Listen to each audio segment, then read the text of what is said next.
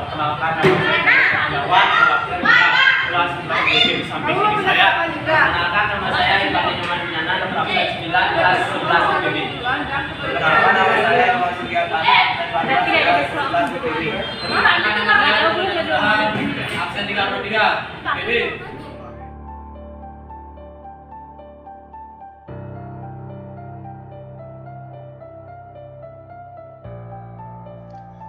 Perkenalkan, nama saya Kade Eka Sujawan. Di sini saya akan mempresentasikan tentang pengertian organisasi buruh. Organisasi buruh adalah organisasi perkumpulan para pekerja atau buruh yang memiliki tujuan untuk melindungi hak-hak pekerja. Ia didirikan agar karyawan dapat menyelesaikan masalah terkait pemenuhan hak mereka oleh perusahaan. Pembentukan serikat pekerja di Indonesia juga sudah diatur berdasarkan hukum yang berlaku, khususnya pada pasal 1 ayat 17 Undang-Undang Nomor 13 Tahun 2003 tentang Ketenagakerjaan. Dalam UU tersebut menjelaskan bahwa organisasi buruh merupakan organisasi yang didirikan oleh pekerja dan untuk pekerja, baik dalam perusahaan maupun di luar perusahaan, serta memiliki sifat bebas, terbuka, mandiri, demokratis, dan bertanggung jawab demi kesejahteraan pekerja.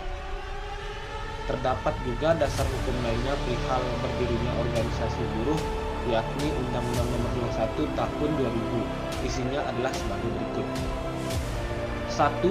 Kemerdekaan berkumpul, berserikat, mengutarakan pikiran atau ide secara lisan maupun tulisan merupakan hak segala warga.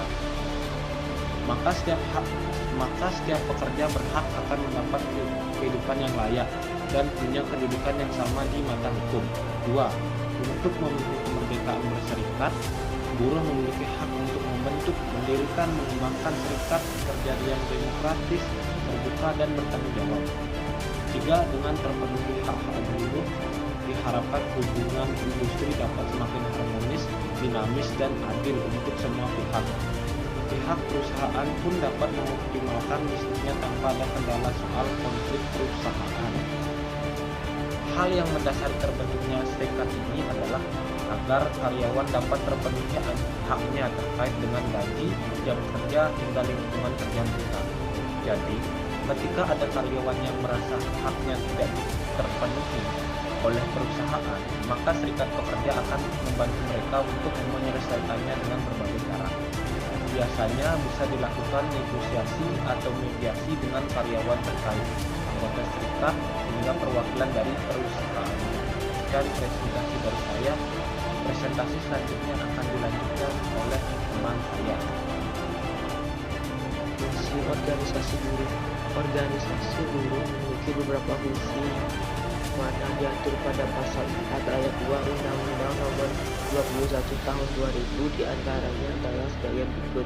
Pertama, sebagai pihak dalam penguatan perjanjian kerja bersama dan penyelesaian perselisihan industrial. Kedua, sebagai wakil pekerja atau buruh dalam lembaga kerjasama di bidang ketenagakerjaan sesuai dengan tingkatannya.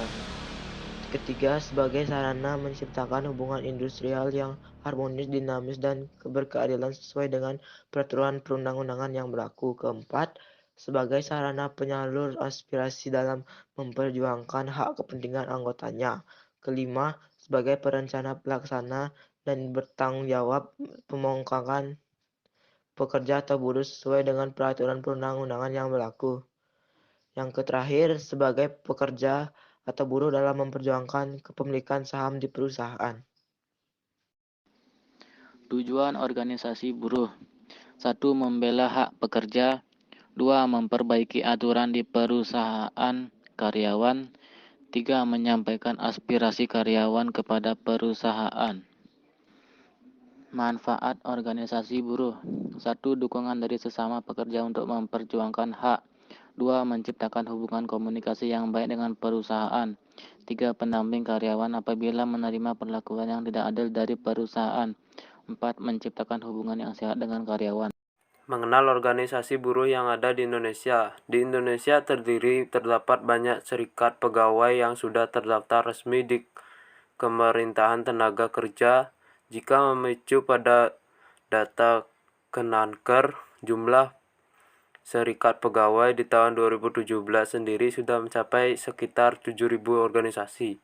Beberapa contoh organisasi buruh yang ada di Indonesia diantaranya adalah 1. International Labor Organization atau disingkat ILO. 2. Persatuan Pekerja Muslim Indonesia atau PPMI. 3. Perdasi Serikat Pekerja Sniper Bangsa atau VSPS. 4. Serikat Pekerja Seluruh Indonesia atau SPSI.